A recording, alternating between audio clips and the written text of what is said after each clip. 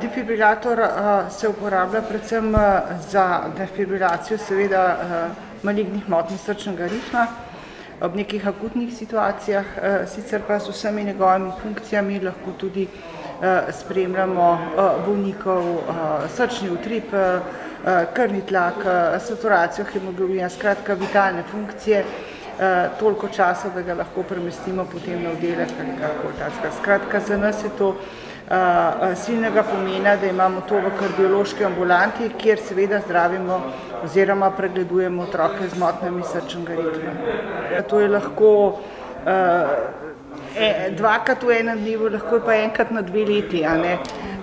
Vendar takrat, ko se to zgodi, takrat je to nujno potrebno in to takoj.